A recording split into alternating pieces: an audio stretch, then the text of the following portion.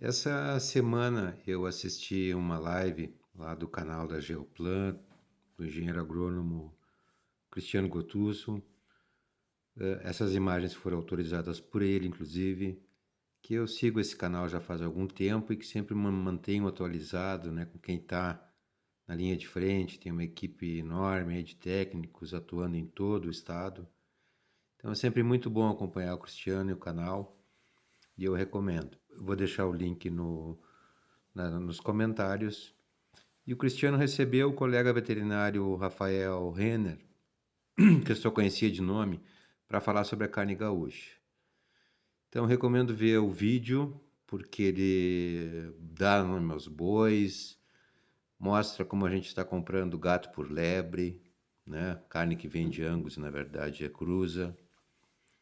E uma série de dados aí que eu não vou entrar no assunto, mas eu quero abordar algumas coisas, porque ele avalia os últimos 25 anos.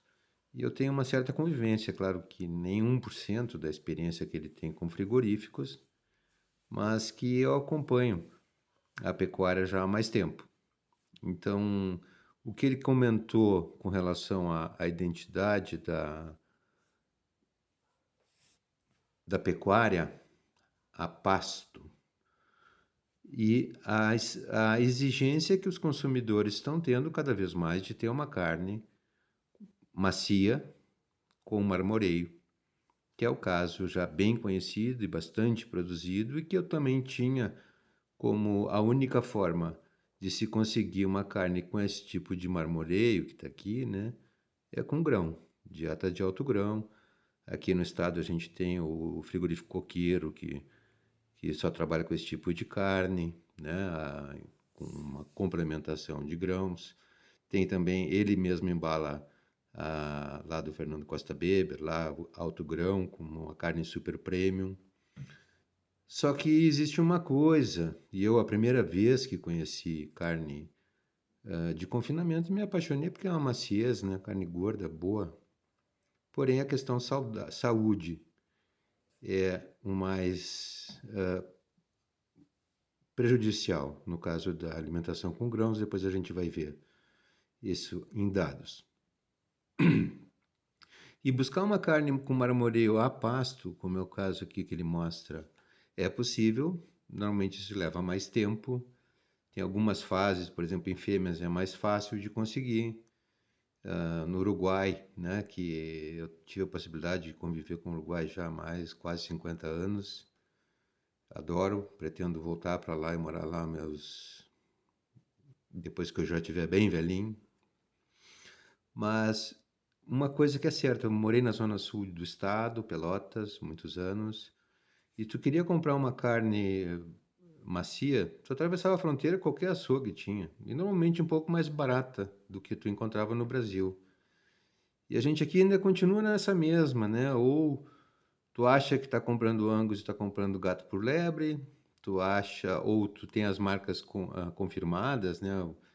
Dá um exemplo bem mais antigo do Zafra e parceria, na época com o pessoal lá da Cabanha Azul, quando ainda era uma coisa só, acho que os Macedo, né? A Suzana, o Salvador, para lançar o Angus, e até hoje é uma carne garantida de qualidade, maciez, gordura, e mais cara, né? E a diferença é que no Uruguai tu encontra essa mesma carne macia, com gordura e pelo mesmo preço. Eu perguntei certa vez a um dos proprietários do frigorífico Las Piedras, com quem eu conhecia muitos anos atrás e convivi com eles, inclusive ficando na propriedade deles lá, foi que eu perguntei para eles qual o segredo. E eles me disseram, Hereford ou Angus, 3 anos, 4 dentes, a pasto. Esse é o segredo da nossa carne. Uma carne mais barata de produzir. Mas, não entrando no assunto muito aprofundado da palestra, né? Que isso aí vai ficar o link. O que o Rafael trouxe para a gente? Essa miscelânea aqui, dos últimos 20 anos, essa mistura de gado. E o gaúcho tem uma contradição assim que eu vejo, né? O gaúcho é um povo conservador, eu tenho orgulho de ser gaúcho, mas é gente que gosta de inventar uma novidade, né? Meu avô mesmo trouxe gado guzerá, em 1936 para o estado. Foi ele que introduziu, Coronel Nicomedes de Freitas Becon.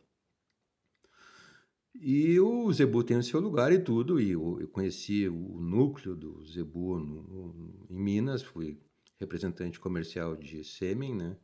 Seminação artificial, mais tempo pela Semeia Select Series, mas também com o Donário lá, com a Alta Genetics. E o Brasil é o que é hoje pelo Nelore, isso nem se discute. Porém, tem uma questão da possibilidade de se produzir no Rio Grande do Sul a melhor carne que existe, que está ligada a uma questão genética. E aí existem genes que eu quero comentar com vocês que estão ligados à origem da raça. Né? O Rafael aqui sintetiza animais criados a pasto como um diferencial, né? No caso do nosso bioma pampa, que tem a diversidade de forrageiras a céu aberto, campo nativo, né? Animal em ambientes sem desmatamento, bem-estar, de origem britânica, olha só. É categórico nisso e eu concordo plenamente. E sem hormônio nem nada, né? A gente já conviveu, já passou essa fase. Só a questão da captura do carbono. E aí entra a questão genética. Esse aqui é o gauro. Dos bovinos ancestrais, ele é o que ainda existe. Nós temos ainda o auroch, do mesmo gênero, né, que foi extinto na Polônia, lá em 1600 e alguma coisa.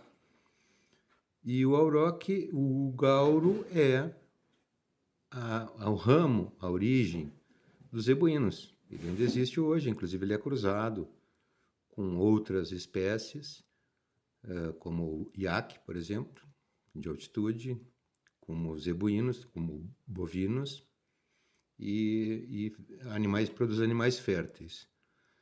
O gauro, ele tem um dos genes que determinam a qualidade da carne, é o calpaína calpastatina, o gene CAST. CALP, desculpa, CAST é só a calpaína. Esse gene determina, ele está mais presente, se manifesta mais, apesar de ter uma variação individual, em animais que estão ligados à resiliência, animais rústicos. Então, o zebu é considerado, né, um animal mais rústico, ele é mais resistente para longas caminhadas e esse gene se manifesta de uma forma mais acentuada e isso dá rigidez à carne. Então, tu não tira esse gene do zebu. Ele nasceu com ele, tu pode até alterar uma linhagem, mas ele está ligada e está também presente em outras espécies do mesmo gênero. Está presente também nas búfalos, porém os búfalos têm uma compensação e a minha experiência com búfalo vai lá também mais de 30 anos, frigorífico 3C em Rio Pardo, que começou os abates no estado de búfala. É uma carne macia até, a costela um pouco mais dura, porque o búfalo, além de ter esse gene também da calpaína calpastatina, como acentuada, porque é um animal ligado à rusticidade, ele tem produz outros genes, outras proteínas, outras enzimas que dão maciez à carne, diferente dos zebuínos. Então, o búfalo d'água, que é uma outra espécie, não é do gênero Bos, tem essa compensação quando animais jovens, tu realmente é uma carne muito, muito boa, muito macia, com sabor e com saúde. Nós temos também o gene da miostatina mielina, né? É uma mutação que aconteceu aqui no caso do Belgian Blue, do Piedmontese. Isso aconteceu, foi selecionado dentro da Bélgica durante 100 anos para fixar essa característica de músculo duplo pouca gordura, porque ele impede a uma produção baixa da miostatina, que é o que regula o crescimento muscular. Isso, inclusive, gerou medicamentos para pessoas que têm degeneração muscular. Essa mutação também ocorreu nos ovinos, né, na raça Cheviot e na raça Dorset Horned, faz bastante tempo, como outras mutações, e causa isso. Ele está associado à dureza também da carne, pode estar associado, no caso dos ovinos é bem marcante, no Dorper também existe. e ter a dificuldade de parto, uma série de coisas, né? Esses bichão aí só na cesárea. E uma carne magra, mas porém com um volume grande. Então, essa é uma das alterações que acontecem, também ligadas à genética, ligada à qualidade da carne. E aqui a gente tem uma representação do auroch, que é o original do nosso bovino europeu, que está mais ligado a ele, que é um animal que gera mais resistentes ao frio, que tem uma tendência maior a carne ser entremeia ao marmoreio, né? E já são animais que exigem espaços, não são de percorredores de grandes distâncias, mas que estão inclusive sendo reintroduzido, tentando recuperar parte dessa carga genética num projeto na Holanda, para manter as florestas controladas através do auroch. O auroch era um animalão, né? Mais de 1.000 e poucos quilos, altura de 1,85 aqui na Cernelha. Essa origem, que é a qualidade, que é a maciez, é animais acostumados ao frio, animais que têm por hábito não se deslocar em grandes distâncias, não são animais como o búfalo d'água, como o próprio zebu, acostumado a caminhar. Isso vem com um preço. Aqui tem uma medição de um trabalho da Biominerals, que é um caminho. A gente não adianta só criticar, né? Mas que está ligado justamente à alimentação.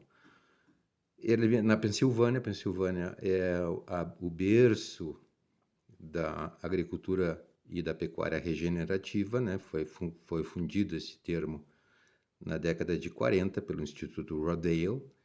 A Pensilvânia é um dos estados mais antigos ali de ocupação, tem florestas de agrofloresta lá também centenárias. E eles trouxeram esses dados aqui mostrando a qualidade da carne do seu ponto de vista inflamatório.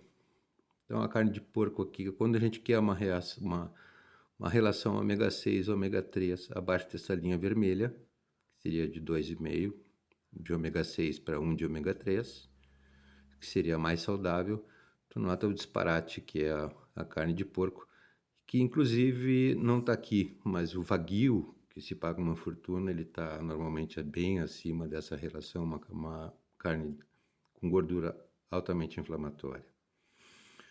Depois vem para marcas de bois confinados, né? Aqui, todos acima, a galinha e tal. Mas todos acima, inclusive o bisão confinado, depois o bisão com um pouco de grão e alfafa, e feno, né? Não alfafa. Mas aqui a gente já começa a ter uma situação a pasto, né? Tanto cordeiro, tanto o bovino quanto o bisão abaixo da faixa. E aqui uma outra porta que está se abrindo, que é a menor relação, a reação inflamatória, sabor e aceleração do marmoreio, do depósito de gordura através da forragem de feno pré-secado, fermentado, com alguns lactobacilos principalmente, mas também tem aquele do Activia, o Bifidum bacilo também, e que consegue, além de acabamento rápido, ter uma relação excelente ômega 6 e ômega 3. Aqui tanto em bovinos quanto em cordeiro.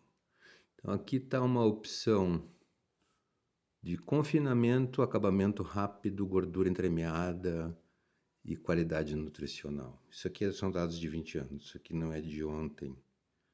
Tá? E esse é um caminho que está mostrando por onde a gente pode atingir essa qualidade, esse resultado. Também um trabalho aqui da doutora Caroline Jones, da Austrália, mostrando que o ganho de peso está relacionado à densidade da planta. Então, se tu tem uma densidade nutricional da planta de 2 dígitos, já começa a ter ganho de peso. Ganho de peso é gordura. Então, tá ligado à qualidade das plantas que tu tem, né? Isso é uma questão solo, vida, solo com condições, isso é biologia. Isso aqui tu não consegue com adubo químico, infelizmente. Aqui é uma relação de consumo versus o grau BRICS, né? Então também, além de tu ter uma qualidade de ganho de peso maior, o animal come menos, porque ele menos tempo se sacia, ele vai ter mais tempo descansando. Então, tu elevar o grau BRICS e ter uma pastagem que de preferência seja consumida num estágio ali já entre emborrachamento, pré-floração, é a maior densidade nutricional. E também de boca cheia, né? Então aqui tem manejos aqui que vão favorecer o depósito de gordura, como é o caso do rotativo ou do contínuo, do extensivo, desde que seja o dia inteiro o animal com boca cheia. Já tem trabalhos bastante antigos que demonstram que manejos com animais mais folgados dão desempenhos individuais mais altos, coisa que é difícil de conseguir em rotativo, ainda mais em alta densidade. Aqui uma outra apresentação do agrônomo Glenn Rabenberger e do professor da Universidade da Flórida, Thomas Dijkstra, sobre se as plantas têm uma graduação, elas se tornam imunes a todas as pragas, né? Pulgão no início, os ácaros, né? Pulgão, os mastigadores, lagarta e os gafanhotos. Então, se eles não conseguem mais digerir a partir de um certo ponto, significa que essa planta está mais saudável, sem necessidade de nenhum veneno. Então, o animal que consome essa planta também vai estar mais saudável. Isso é o que a gente procura. Isso aqui é a pedra filosofal, né? Tu conseguia atingir esses níveis. Isso é uma série de coisas, cada caso é um caso, não é uma resposta, é um caminho só que eu estou mostrando. Aqui a associação maior mostrando também a questão de adubação, efeito e também do hibridismo na associação com fungos micorrízicos. Então, gramíneas, aqui no caso do sorgo, elas demonstram uma maior associação micorrízica e também do que a mesma variedade sob adubação, e os híbridos também demonstrando uma maior afinidade quando é adubado. Então, trabalhar com plantas nativas é um outro caminho que vai levar a uma associação micorrízica, que ela é importante para a qualidade nutricional e que só é possível quer dizer, ele é potencializado com uma adubação muito adequada e de preferência sem adubos químicos. E o objetivo é esse aqui, né? Tu conseguir atingir a totalidade, a fotossíntese plena. Então, aqui tu tem todo um manejo e essa a terceira e quarta fase aqui tu só consegue com a biologia. Não existe outro caminho, tu não consegue atingir essa fase aqui na base do NPK, nem da MAP, infelizmente. Muito menos com venenos ou com herbicidas, que é um outro assunto, que também influencia na qualidade da forrageira, principalmente o glifosato. Comparando aqui, para ter uma ideia, a alfafa que a gente acha que é excelente, né, considerada, óbvio que é, mas ela não consegue atingir a mesma coisa do que uma anual. Então, o trabalho de forrageiras de gramíneas anuais dão mais ganho de peso, desde que tenham essa densidade nutricional. Isso envolve biologia, envolve solo descompactado, é um fator que é primordial. Outra possibilidade aqui, um trabalho do professor Luciano Cabral, da Universidade Federal do Mato Grosso, é a variação individual da microbiota.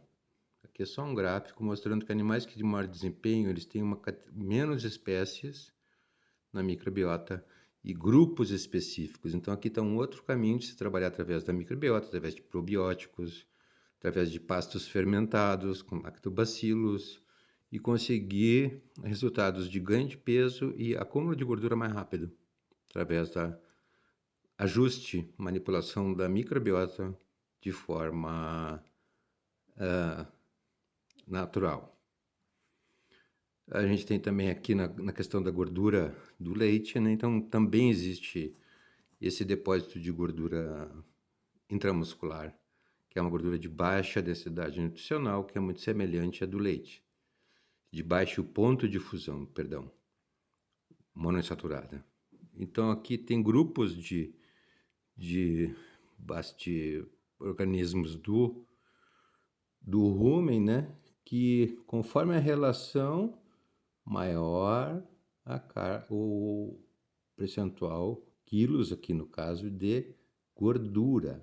Então há um dado, uma informação importante de que a relação dos microbiota do rumen influenciam também o depósito de gordura. Isso é uma questão sem nenhuma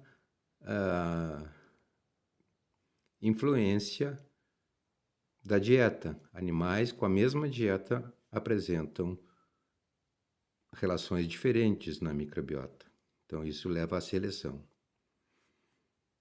E para encerrar, a questão básica também na relação ômega 3 ômega 6, a carne mais saudável abaixo de 2,5, ela está equivalente à variedade de espécies, né? E aqui quando a gente tem, aqui foi até 30, porque isso aqui é um dado americano, provavelmente da BioNutrient, lá do Daniel Keltridge, mas não se trabalha lá com muita diversidade, porque semente é cara em qualquer lugar do mundo. No Brasil é muito mais caro, né? E a gente tem aqui no nativo mais de 500 espécies. Então, olha o potencial que a gente tem de trabalhar essa questão de diversidade, de pasto e de gado adaptado. A gente tem que buscar isso. Acabaram com o gado sulino, está ressurgindo, que são animais que são descritos quando Darwin esteve aqui, 1830 alguma coisa. E o ambiente está muito bem, quer dizer, mostrava o gaúcho comendo carne de gado crioulo. Carne gorda, pasto, não tinha grão. Será que não está falhando? A gente só pensa em Angus, em coisas, e onde é que está o nosso gado sulino, nosso gado crioulo com esse aspecto? Analisando seriamente, com dados, a questão nutricional, qualidade dessa carne. Zitzman já fala da adaptabilidade das raças locais, tem um trabalho muito forte nisso, e a gente tem que buscar isso também. Não se fechar só no Hereford, no Angus, no Devon, que seguramente são animais de excelência com relação à qualidade da carne, mas também abrir as portas para as raças crioulas. E com isso eu encerro e espero que esse tempo seja útil para tu pensar sobre o assunto. E agradeço a todos aqueles que compartilham e dão seu like. Uma boa carne para todos.